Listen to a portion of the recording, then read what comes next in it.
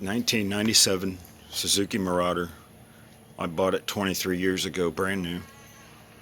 Wore out 7 chain and sprockets and decided that I wasn't doing that anymore. So I built this using Suzuki Savage parts. You'll recognize the 2 pulleys, but not the belt. I bought that from an industrial supply company.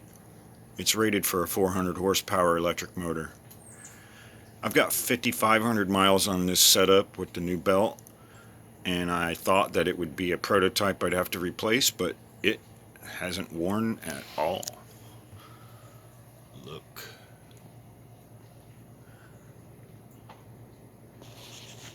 $5,500 hard miles.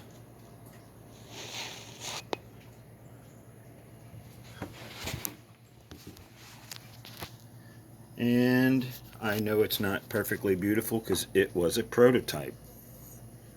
I was trying to test the mechanical soundness of this whole thing before I worried about how cool it looked, and have not built any guards or covers for it.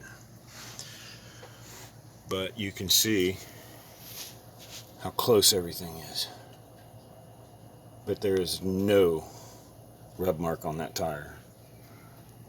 It's close, but it's not touching. Now this bike's been jetted, and it probably has about 65 horsepower. Does pull the front wheel off the ground, no problem.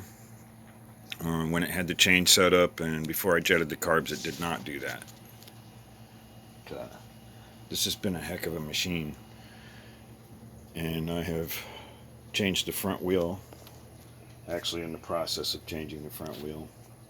Handles better with a taller wheel. This is still the same profile with the tire as the original setup, but it's a larger diameter wheel with less rub.